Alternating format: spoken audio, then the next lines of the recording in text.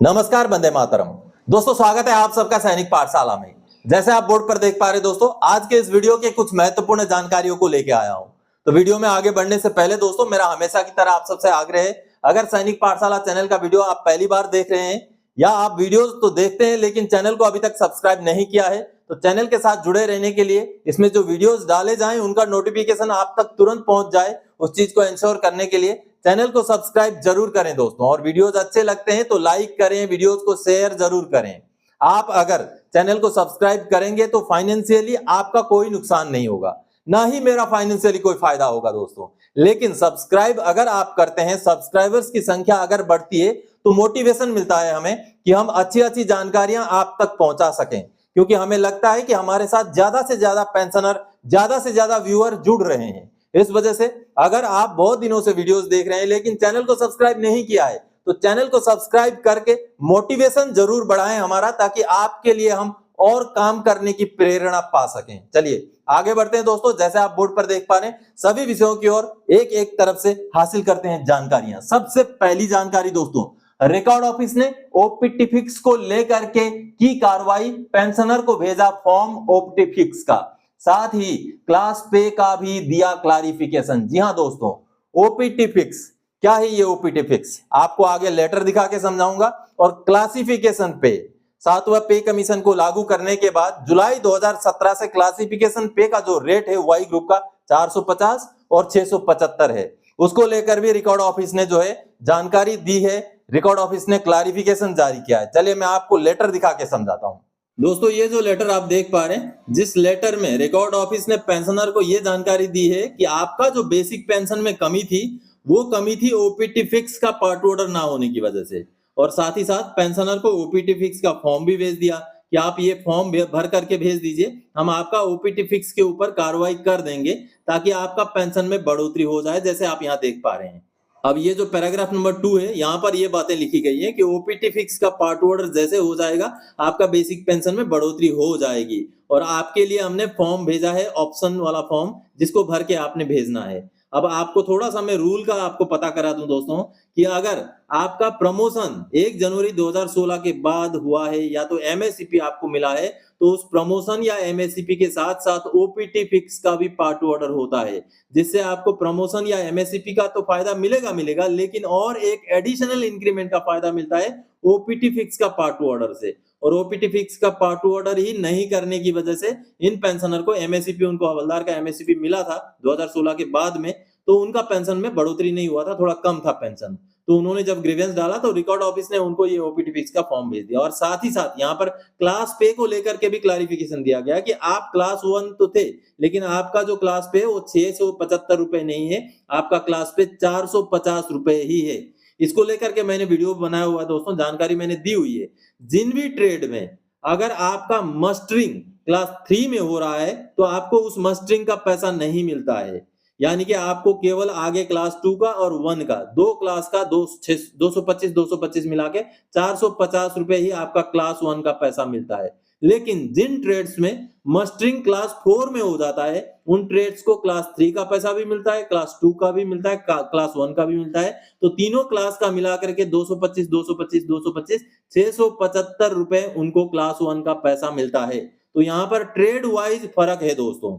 तो यही चीज रिकॉर्ड ऑफिस ने पेंशनर को इस लेटर के जरिए समझाने की कोशिश की है। चलिए आगे मैं आपको जो फॉर्म भेजा गया वो दिखाता हूँ। ये रहा फॉर्म, जो ओपीटी फिक्स का फॉर्म है, पेंशनर को बिल्कुल ये भरा हुआ फॉर्म है। अब इसको पेंशनर ने नीचे साइन करना है और साइन करके रिकॉर्ड ऑफिस को भेज देना है। इनका ओपीटी फिक्स का पार्ट ऑर्डर हो जाएगा, जैसे रिकॉर्ड ऑफिस ने अपने इस लेटर में भी कहा है, यहाँ आप देख पा रहे हैं। तो उनका पेंशन में बढ़ोतरी हो जाएगा। तो आप में से भी कोई ऐसा पेंशनर हो जो 2016 के बाद एमएससीपी या प्रमोशन लिया हो, उसके बाद आपका रिटायरमेंट हुआ हो और ओपीटी फिक्स का पार्ट ऑर्डर नहीं किया गया हो, तो आप इसी तरीके का फॉर्म फिलअप करके जरूर रिकॉर्ड ऑफिस को भेजें, ताकि आपका भी ओपीटी फिक्स का कार्रवाई हो सके, पार्ट ऑर्डर हो सके और आपका जो पेंशन में है बढ़ोतरी हो सके दोस्तों। तो आप सबने देखा दोस्तों कि ओपीटी फिक्स अगर आपका नहीं हुआ है तो ओपीटी फिक्स करवाना बहुत जरूरी है, इससे आपको एक इंक्रीमेंट का फायदा मिल सकता है।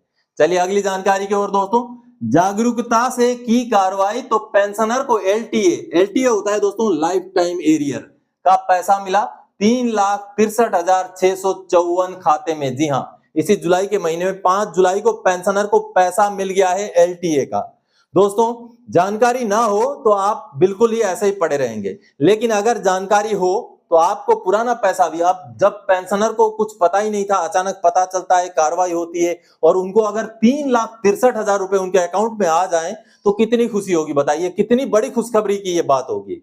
क्योंकि पेंशनर जानकारी ना रखने की वजह से उनको पुराने बकाये उनको नहीं मिल पाते हैं, लेकिन सही जानकारी की वजह से उनको फिर वो पैसे मिल जाते हैं, जो कि एक्चुअल में बड़ी खुशखबरी होती है।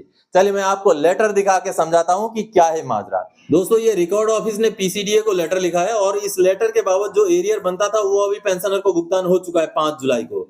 और दोस्तों एलटीए का पैसा था, वो एलटीए यानी कि जो सर्विस पेंशनर होते हैं उनका अगर कुछ बकाया हो पुराना, जिसको अगर फैमिली पेंशनर या उनके नॉमिनी को भुगतान करना पड़ता है तो उसको एलटीए कहा जाता है।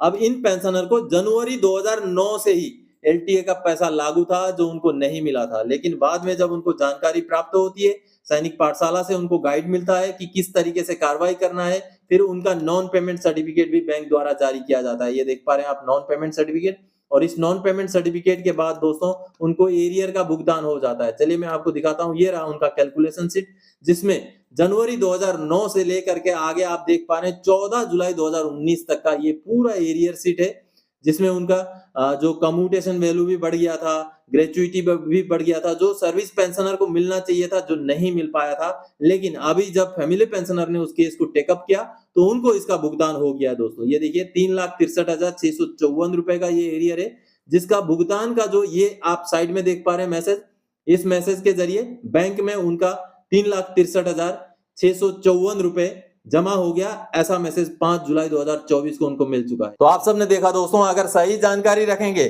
सही कार्रवाई करेंगे तो आपका भी छूटा हुआ पैसा हो सकता है आपको भी मिल जाए। अब यहाँ पर कई सारे पेंशनर्स कमेंट भी करते हैं कि आप रोज एरियर बता देते हो, उसको इतना मिला, फलाने को इतना मिला, लेकिन हमें तो कुछ मिला नहीं। जरूरी नहीं कि सबको हर जानकारी से फायदा मिले, क्योंकि कुछ ऐसी जानकारियां होती हैं जो कुछ पेंशनर्स के लिए लागू होते हैं, कुछ ऐसी जानकारियां होती हैं कुछ थोड़े से ज्यादा पेंशनर्स के लिए लागू होते हैं, और कुछ जानकारियां ऐसी होती हैं जो बहुत सारे पेंशनर्स के लिए लागू होते हैं। तो कुछ ना कुछ ऐसी जानकारियां हो सकता है आपके सामने भी आएगी जो एक दिन आपके लिए फायदेमंद रहेगी। कि जानकारी वर्धक वीडियोस देखिए, जिसमें मैं आपको सारे जो भी जानकारियां देता हूं लेटर के आधार पर देता हूं, ताकि आपको उन लेटर्स की जानकारी हो, आपको जो रूल्स हैं, जो रेगुलेशंस हैं, जो हमारे वेलफेयर स्कीम के जो नियम कायदे कानून है वो आपको पता चल सके। इसलिए वीडियोस में कंटिन्यू बने रहिए दोस्तों, कभी ना कभी आपके भी फायदे की जानकारी आपको जरूर मिलेगी। चलिए आगे बढ़ते हैं अगली जानकारी की ओर। अब क्वेश्चन होता है पेंशनर्स का कि OROP 2 का एरियर और OROP 3 का एरियर में क्या फर्क रहने वाला है। पेंशनर्स को, बहुत सारे पेंशनर्स को OROP 2 में अच्छा खासा एरियर मिला, किसी को 4 किस्तों में मिला, 25-25 हजार रुपए के, 30-30 हजार के किस्त मिले, किसी को मिला ही नहीं। ये भी सच्चाई है, बहुत सारे पेंशनर्स को, खास करके जेसीओस को, लिबरलाइज फैमिली पेंशनर को, स्पेशल फैमिली पेंशनर को, जेसीओस के फैमिली पेंशनर को फायदा नहीं मिला। लेकिन बहुत सारे ऐसे पेंशनर्स हैं जिनको अच्छा खासा फायदा OROP 2 में मिला और उनको एरियर जो अमाउंट है, मोटा मोटा अमाउंट मिला है एरियर के रूप में।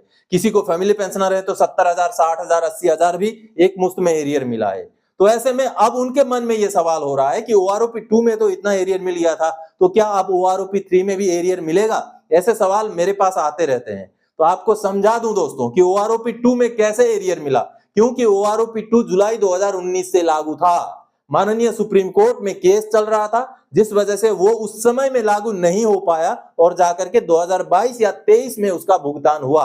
तो 2019 जुलाई से लेके 2022-23 भुगतान होने तक का जो पैसा बचा था ना, वही आपको एरियर के तौर पे मिला है। लेकिन अब की बार जुलाई 2024 से OROP 3 लागू है और जिस तरीके का माहौल बन रहा है, जुलाई या अगस्त में हो सकता है OROP 3 का भुगतान हो ही जाए। तो अगर आपको अगस्त में भुगतान होता है तो 1 महीने का एरियर मिलेगा, यानी कि आपके पेंशन में जितनी बढ़ोतरी होगी वो बढ़ोतरी प्लस उसका डीए मिला करके 1 महीने का एरियर जितना बनेगा वो आपको एरियर के रूप में मिलेगा। मुश्किल से यह आंकड़ा 1000 से लेके 3000 रुपए तक का हो सकता है अगर अगस्त में मिलता है तो, और अगर वो जुलाई में मिल जाता है, जो कि चांसेस बिल्कुल नहीं बोल सकते, हो सकता है जुलाई में मिल भी जाए। अगर जुलाई में मिल जाता है तो एरियर आपको 0 रुपए मिलेगा। तो इस चीज को आपको समझना पड़ेगा कि एरियर क्या चीज है और OROP 2 में कैसे मिला था। OROP 3 में उसका एरियर का बहुत मिलने के चांसेस बिल्कुल भी नहीं है। अगर मिलेगा तो भी मिनिमम बिल्कुल कम पैसा होगा एरियर। चलिए अगली जानकारी दोस्तों, 10 जुलाई को इक्वल एमएसपी 15,500 की सुनवाई। जी हाँ, कल है 10 जुलाई और कल माननीय दिल्ली हाई कोर्ट में इक्वल एमएसपी को लेकर के सुनवाई है। अब इसके ऊपर बहुत सारी जो है नजरें लगा के बैठे होंगे पेंशनर्स कि उस दिन क्या होगा, लेकिन होने वाला वही है। मेरे ख्याल से तो अगला डेट मिल जाएगा, सुनवाई हो करके डेट मिले ये तो ठीक है, लेकिन सुनवाई ही ना हो और डेट मिले ये कहीं ना कहीं चिंताजनक विषय है दोस्तों, क्योंकि ऐसे विषयों में अमूमन हमने यही देखा है कि अगला डेट मिल जाता है। तो बहुत बड़ी खुशखबरी निकल के आएगी कल वाली सुनवाई से, ऐसा मुझे तो नहीं लगता है। आपको क्या लगता है आप कमेंट जरूर कीजिएगा। चलिए अगली जानकारी दोस्तों, पीएओआर ने बार बार रिमाइंडर डालकर रिकॉर्ड ऑफिस से करवाया पेंशनर का पार्ट ऑर्डर। जी हाँ, हमने अमूमन ये देखा है कि रिकॉर्ड ऑफिस कार्रवाई करके पीएओआर को भेज देते हैं, पीएओआर अपना डॉक्यूमेंट प्रोसेस नहीं करता, जिस वजह से रिकॉर्ड ऑफिस को बार बार पीएओआर को रिमाइंडर डालना पड़ता है। लेकिन ऐसे भी केस होते हैं जिन केसेस में पीएओआर रिकॉर्ड ऑफिस से रिमाइंडर डलवा करके काम करवाता है और पेंशनर का सही पेंशन, सही भुगतान, सही एरियर का पेमेंट कर देता है। चलिए एक लेटर दिखा के समझाता हूं दोस्तों। ये पीएओआर का लेटर है जो पेंशनर को एड्रेस किया गया है और ये डीएससी का पीएओआर है दोस्तों। देखिए पेंशनर को उनका एमएससीपी लागू था 1 जनवरी 2016 से, क्योंकि डीएससी में 1 जनवरी 2016 से ही एमएससीपी लागू किया गया था। लेकिन उनके एमएससीपी लागू होने को लेकर के रिकॉर्ड ऑफिस ने जब पार्ट ऑर्डर नहीं किया, आप यहां पर देख पा रहे हैं, यहां पर वही चीजें लिखी हुई है। तो क्या किया, पीएओआर ने रिकॉर्ड ऑफिस को रिमाइंडर दिया बार बार, उसके बाद पार्ट ऑर्डर को पब्लिश करवाया। ये देखिए यहाँ वही चीजें लिखी हुई है, पार्ट ऑर्डर को पब्लिश करवाया गया, उसके बाद पीएओआर ने उनका केस टेकअप किया, केस टेकअप करके पीसीडीए भेजा गया। अब बहुत जल्द पेंशनर का पेंशन में भी बढ़ोतरी हो जाएगा और एमएससीपी की वजह से जो उनका एरियर बन रहा है उस एरियर का भुगतान हो जाएगा। तो कहीं ना कहीं यहाँ पर पीएओआर डीएससी ने एक अच्छा काम किया है। जो रिकॉर्ड ऑफिस से पार्ट ऑर्डर नहीं हो रहा था उसको भी पीएओआर ने बार बार रिमाइंडर डाल के करवाया और पेंशनर को उनका एमएससीपी के हिसाब से फायदा दिलाने का काम किया है दोस्तों। तो आप सबने देखा दोस्तों, कहीं कहीं ऐसा भी होता है कि पीएओआर रिकॉर्ड को झकझोरता है कि भाई इन पेंशनर का जो है काम आपने नहीं किया, जल्दी से करके भेजिए ताकि इनको सही ड्यू मिल सके। ये भी अच्छी बात है। अगर रिकॉर्ड ना करे और उसको पीएओआर जो है जगाए, और कहीं अगर पीएओआर ना करे और रिकॉर्ड जगाए, तो कहीं ना कहीं ये पॉजिटिव बातें हैं। चलिए आगे बढ़ते हैं। अगली जानकारी, स्पर्श में आया फॉर्म 16, अब क्या करें। बहुत सारे पेंशनर्स ने ये जानकारी दी है कि उनका तो फॉर्म 16 अपलोड हो गया है, अब क्या करें। कई सारे पेंशनर्स का अपलोड हुआ ही नहीं, मेरा खुद का भी नहीं हुआ है। मेरा फॉर्म 16 अभी तक स्पर्श में अपलोड हुआ ही नहीं है, जबकि स्पर्श ने पहले मैसेज दिया था कि 20 जून के आसपास अपलोड हो जाएगा, नहीं हुआ। 27 जून के आसपास हो जाएगा, नहीं हुआ। आज तो दोस्तों 9 जुलाई हो गया और आप सोच के देखिए अभी तक भी फॉर्म 16 जो है अपलोड नहीं हुआ है। अब इससे नुकसान ये है कि जो पेंशनर्स फॉर्म 16 आने के बाद आईटीआर भरने का इंतजार कर रहे हैं, उनके लिए आईटीआर भरने के लिए समय कम बच रहा है। तो ऐसे में आप अगर चाहें तो आपका फॉर्म 26AS डाउनलोड करके भी आईटीआर उसके बेस पे भी भर सकते हैं दोस्तों। मैं भी ऐसा ही प्लानिंग कर रहा हूं, अभी तक मैंने भी आईटीआर नहीं भरा है, तो मैं भी खूब संभव अगले एक आध हफ्ते के अंदर अगर फॉर्म 16 नहीं आता है तो किसी और माध्यम से मुझे अपना आईटीआर भरना पड़ेगा, और आपको भी इसी तरीके से अपना आईटीआर अगर आप भरना चाहें तो जरूर भरें दोस्तों। तो दोस्तों आज के इस वीडियो में इन्हीं जानकारियों के साथ आया था। आगे और कोई जानकारी था कि आपसे सरोकार रखने वाला विषय लेकर मैं फिर से हाजिर हो जाऊंगा। तब तक के लिए जय हिंद दोस्तों।